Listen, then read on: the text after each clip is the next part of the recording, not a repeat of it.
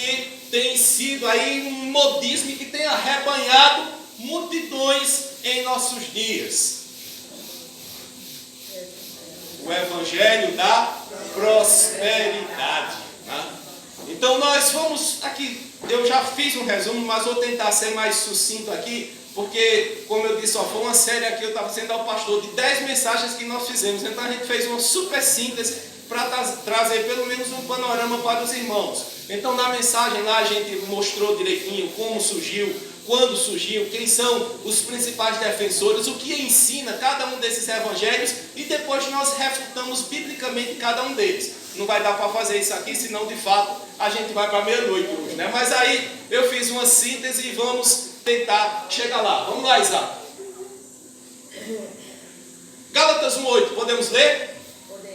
Mas ainda que nós, ou um anjo do céu, pregue um evangelho diferente daquele que lhes pregamos, que seja amaldiçoado. Como já dissemos, agora repito, se alguém lhes anuncia um evangelho diferente daquele que já receberam, que seja amaldiçoado. Quem está falando isso? Paulo, falando aos Gálatas, capítulo 1, versículos 8 e 9. Então Paulo anunciou esse autêntico evangelho do nosso Senhor Jesus Cristo. Só que na igreja da Galácia estava tendo alguns problemas que daqui a pouco, em um desses evangelhos, nós vamos ver o que era que estava acontecendo. Mas aí, perceba em que consiste o evangelho da prosperidade que tem arrebanhado tantas pessoas em nossos dias. O que é que tem ensinado esse evangelho que tem aí levado multidões a lotar templos em busca de ouvir esses ensinamentos, né? Ser pobre é pecado. Tem aí o nome dos defensores desse evangelho que fizeram essas citações, né? Se agradarmos a Deus, seremos ricos, né? É o que pregam esses profetas. Veja o que Kenneth Reagan, um dos fundadores, diz: Deus quer que seus filhos vistam as melhores roupas, dirijam os melhores carros e tenham o melhor de tudo. Apenas peçam o que precisa. Queridos, Paulo, então, não era crente, era um miserável pecador. Jesus, que o diga, não tinha onde reclinar a cabeça, não tinha uma casa para morar, o jumento que andou era emprestado, né? A cruz não era dele, era nossa, né? E aí, desde quando ser pobre é maldição? Se for assim, os mais malditos eram os apóstolos. Mas aí nós temos uma multidão de pessoas que se encantam com essa mensagem. Por quê? Porque ela alimenta a ganância dos corações das pessoas. E aí, lotam os templos para ouvirem esses falsos profetas. E isso não é de hoje, isso surgiu desde as décadas de 60 e 70, a partir dos Estados Unidos, que é de onde surge a maioria, né, dessas heresias. E aí está o nome dos pioneiros, tanto lá nos Estados Unidos quanto aqui no Brasil. E que tem alardeado, né, essas ofertas de enriquecimento fácil e rápido. Aí quem não quer? A grande maioria, o desejo é esse, enriquecer rápido e fácil. Então vamos correr atrás de onde isso aí está sendo oferecido. Esse evangelho ensina que a vontade de Deus é que todo cristão seja rico. Aí faça aquela perguntinha mágica: onde está isso na Bíblia? Onde é que a Bíblia ensina que todo cristão tem que ser rico? Tem que andar de carro importado, tem que morar numa mansão, tem que ter um avião, tem que ter um barcão, tem que ser tudo no âmbito. Você não vai encontrar. Esses hereges dizem que se você é pobre é porque você está em pecado. Jesus então era pecador. Paulo era um miserável pecador, e era assim como nós. Mas aí, desde quando, queridos, a palavra ensina que pobreza é evidência de pecado na vida de alguém? Para pegar o dinheiro dos fiéis, eles ensinam que a ausência de contribuição financeira traz maldição para a sua vida. Ou você contribuiu, Deus vai lhe amaldiçoar. Desde quando isso? isso, queridos. Deus coloca a contribuição como algo voluntário. Cada um contribua segundo tiver proposto no coração, não por tristeza ou por necessidade, porque Deus ama quem dá com alegria. Se você dá por constrangimento, perante Deus não vai ter utilidade. Pode até ter diante dos homens, ser usado para alguma coisa, mas diante de Deus, o seu ato não vai ser recebido como uma oferta. Se você faz com segundas intenções, de botar lá um dinheiro, Senhor, eu estou botando para o Senhor me abençoar. Deus não é banqueiro, não. Deus não está negociando com quem quer que seja bênção. Você vai lá e bota e ele deposita na sua conta. Isso é heresia, isso é perversão. Mas esses hereges têm ensinado isso aqui, têm alimentado essa prática, né? Onde muitos chegam ao ponto de quererem aí exigir e determinar de Deus, né? É como está aí na charge, na figura, né? Quem é quem? O indivíduo está lá sentado num trono e está lá, Senhor, eu determino bênçãos para a minha vida. Quero a minha casa, o meu carro bom, prosperidade financeira, né? Quero a minha ungida também, né? E aí está lá Deus, né? Com a mão, dando tudo que ele precisa e pensando ali. Pensei que o Deus aqui era eu. Mas esses indivíduos têm justamente pregado isso, tirado Deus do centro e colocando Deus como alguém subserviente àqueles que querem esse enriquecimento ilícito. E qual o reflexo disso nas igrejas? É que a igreja que oferece essas prosperidades, essas bênçãos temporais e passageiras, dá sim. Mas aquela onde está lá pregando o Evangelho de Cristo, onde está pregando ali renúncia, arrependimento, então é necessário, queridos, nós termos essa consciência, porque esse Evangelho oferece um Deus que é facilmente manipulado para atender os desejos do indivíduo, tira a culpa da consciência da pessoa e alimenta a ganância. Colocam ali o temor religioso. Se você não fizer isso, não andar de acordo com os ditames da religião, você vai ser amaldiçoado. Mas se você contribuir, você vai prosperar. Se não, o devorador vem e vai tragar tudo que você tem. Então pervertem o texto bíblico, tiram do contexto e ali usam para ludibriar e enganar as pessoas. Tudo isso alimentando algo que tem no coração das pessoas: ganância, avareza, egocentrismo. E ali as pessoas correm atrás justamente para alimentar aquilo que está lá no seu coração. Então a teologia da prosperidade só tem espaço nos corações gananciosos, daqueles que estão ali buscando satisfação e realização meramente aqui nessa vida. Quando se fala em céu, muitos não estão nem preocupados em céu. Eu quero saber aqui, eu quero a minha parte aqui. E esses falsos profetas têm justamente feito isso. E a palavra está constantemente alertando, constantemente mostrando a necessidade de nós abrirmos os olhos para não sermos enganados. Jesus tem sido transformado numa peça de publicidade, onde cada um vai lá e faz os seus anúncios que rendem muito para esses espertos, que chegam lá e dizem: olha, traga aqui a sua oferta voluntária de R$900 e ganhe uma Bíblia de estudo de batalha espiritual e vitória financeira.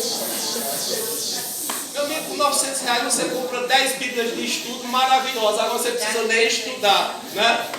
Mas aí o esperto vai lá e assim de jeito, quem não quer a vitória financeira? Só 900, está lá, me dá a Bíblia para cá. Chega lá, bota a Bíblia como um amuleto em casa e fica esperando a vitória vir. Queridos, onde está isso na Bíblia? Então é necessário nós podermos abrirmos os nossos olhos, porque de fato, sabe quem tem prosperado diante disso tudo? Esses espertos aqui. Olha aí, o que eles têm acumulado de acordo com a Forbes, isso lá pelo ano de 2018, 2019. Imagine hoje. Então esses espertalhões é quem tem acumulado fortunas, alimentando a ganância e muitas vezes explorando a ingenuidade da fé de muitas pessoas. E como diz Renato Vagens, né, não existe diferença entre Judas Iscariotes e o pregador da teologia da prosperidade. Ambos venderam a Jesus, ambos traíram a Jesus, ambos sofrerão as consequências do juízo de Deus. Porque Deus vai trazer tudo isso a juízo. Cada um vai prestar contas diante de Deus dessas perversões, por serem muitas vezes instrumentos do diabo para enganar muitos e conduzi-los à perdição eterna. Esses evangelhos, tanto esse quanto outros que nós vamos ver, eles são apoiados nesse tripé aqui: o antropocentrismo, a temporalidade e o materialismo. Antropocentrismo é o homem no centro, tira Deus do centro, coloca o homem é quem tem que ser agradado, o homem é quem tem que ser ovacionado, o desejo do homem é que tem que ser atendido. Esses evangelhos exploram aquilo que é temporal. O céu é eterno, mas vai demorar muito. Eu quero aquilo que é aqui, agora, né? O imediatismo, materialismo, aquilo que é palpável, negócio espiritual, não, né? Mas tem que ser algo palpável e que me traga vantagem. E isso, queridos, infelizmente, tem pervertido muito da igreja do nosso Senhor Jesus Cristo, ao ponto de alguns dizerem que na teologia da prosperidade a igreja é a noiva que está pronta a dar o golpe do baú, porque só se interessa naquilo que o noivo tem para oferecer. O interesse não está no noivo, mas naquilo que o noivo tem para oferecer. E rapidinho refutando esse evangelho, Mateus 6, 19 a 21. Não acumulei para vós outros tesouros na terra. Nós já estamos aqui para acumularmos tesouros. Por quê? Porque esses tesouros ficarão. Como diz Jó, eu vim nu e vou nu. O que foi que nós trouxemos? O que é que nós vamos levar? Um centavo furado? Não vai. Por isso que Paulo diz: mantenham o pensamento de vocês naquilo que é do alto, naquilo que tem valor eterno, porque aquilo que não tem valor eterno será eternamente inútil. Se nós gastarmos a nossa vida correndo atrás daquilo que é apenas temporal, fugaz e passageiro, isso na eternidade não servirá de nada para a gente.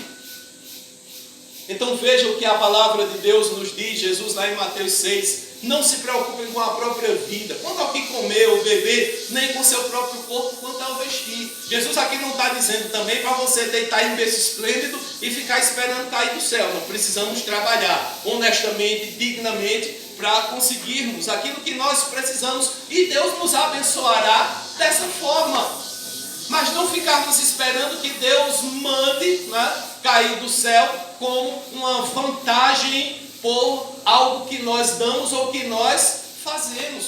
Precisamos confiar a nossa vida, o nosso futuro a Deus, porque é Ele quem determina e quem conduz os nossos caminhos. Quando nós nele confiamos e dele depositamos, então essa provisão e esse cuidado é visto em nossas vidas. Como diz o escritor aos Hebreus: conservem-se livres do amor ao dinheiro. E diz Jesus: a vida de um homem não consiste na quantidade dos seus bens. Cuidado com a ganância. É o que Jesus diz lá em Lucas capítulo 12, né? Na parábola daquele indivíduo que os campos produzirem abundância, ele diz: vou derrubar todos os meus celeiros, construir maiores, pegar toda essa produção, acumular, e aí vou dizer à minha alma: olha, descansa, né? Você agora está garantida, está com o futuro garantido, não vai precisar se preocupar mais com nada. Você tem em depósito muitos bens. Jesus diz: louco, miserável, insensato, essa noite vão pedir a tua alma, e tudo isso aí vai ficar para quê? Se tu morrer essa noite, para que vai adiantar todos esses celeiros? Então Jesus nos alerta sobre essa questão do nosso coração, do cuidado com a ganância, com a avareza, com aquilo que é material. Pois Jesus também diz: olha, nós não podemos servir a Deus e ao dinheiro. O próprio Jesus diz: o meu reino não é desse mundo. E aí em Lucas ele diz: tenham cuidado para não sobrecarregarem seus corações com o quê? Com as coisas desse mundo. Queridos, estamos cantando o céu, pensando sobre o céu. Então isso precisa ser prioritário em nossa vida desde já. O céu precisa ser uma realidade hoje, não apenas quando a gente for para lá. À noite pensaremos mais sobre isso. Mas Jesus diz: aquilo que tem muito valor entre os homens é detestável aos olhos de Deus. Lucas 16:15. Tenhamos cuidado com isso. Então nós temos aqui apenas 2 slides de aplicação, né? Passa aí, Isaac. Então não é a riqueza, pobreza ou sucesso que definem a vida espiritual de um cristão. Não é você ter muito dinheiro que vai dizer que você está sendo abençoado por Deus, que você tem um viver santo e digno, mas é uma vida de oração, de santificação, de temor a Deus e a sua palavra. Riqueza não garante a salvação eterna de ninguém. Tenhamos cuidado com isso, queridos. Deus enviou Jesus Cristo para morrer e ressuscitar por nós a fim de nos justificar, de nos reconciliar com Deus, de nos dar a vida eterna, então de nos dar um tesouro aqui nessa terra, de nos dar uma conta bancária com um saldo estratosférico. Jesus não veio para dar dinheiro e vantagem financeira a quem quer que seja. Tem sido usado, né? A fé em Jesus tem sido pervertida na vida de muitos, achando que o fim e o último de Jesus ter vindo a esse mundo foi garantir prosperidade financeira e material para quem quer que seja. Então, a morte de Cristo na cruz não foi para abrir um caminho de acesso aos bens materiais, mas para abrir um caminho a Deus, um caminho de perdão, de regeneração, de redenção, de justificação para todo aquele que crê. Esse é o Evangelho de Cristo. A Bíblia promete que os cristãos não terão prosperidade material nessa vida, mas tribulação. Veja lá, Atos 14:32, né? Veja lá 1 Timóteo 3:2, quando fala que aqueles que creem em Cristo Jesus vão de padecer muito sofrimento nessa vida. Viva o Evangelho honestamente, dignamente, com seriedade. E veja, muitas vezes as perseguições e as tribulações que você vai passar por ser uma testemunha fiel e pregar o Evangelho de Cristo. Então, queridos irmãos, irmãs, finalizando essa parte aqui do Evangelho da prosperidade, dobre os joelhos e ore, depois levante-se e trabalhe. Essa é a verdadeira teologia da prosperidade. É isso aqui, ó. Gênesis 3:19, do suor do teu rosto comerás o teu pão, né? Então é um método infalível. Quer enricar? Acorde cedo e trabalhe honestamente, dignamente, né? Viva com temor a Deus e Deus vai abençoar a sua vida. E isso não é da noite para o dia, entendeu? Leva tempo. Então vamos ler, finalizando essa parte, 1 Timóteo 6, a partir do versículo 6. Vamos lá? De fato, a piedade com contentamento é grande fonte de lucro, pois nada trouxemos para este mundo e dele nada podemos levar. Por isso, tendo o que comer e com o que vestir-nos, estejamos com isso satisfeitos. Os que querem ficar ricos caem em tentação, em armadilhas e em muitos desejos descontrolados e nocivos, que levam os homens a mergulharem na ruína e na destruição. Pois o amor ao dinheiro é a raiz de todos os males. Algumas pessoas, por cobiçarem o dinheiro, desviaram-se da fé e se atormentaram a si mesmas com muitos sofrimentos. Dizer mais o quê? Paulo disse tudo. Compete a mim e a você olharmos, analisarmos o nosso coração e ver se de fato nós temos sido infectados, né, pela influência da teologia da prosperidade, que dia a dia aí transborda nas televisões e que arrebanha multidões. Tenha cuidado. Compare com a palavra.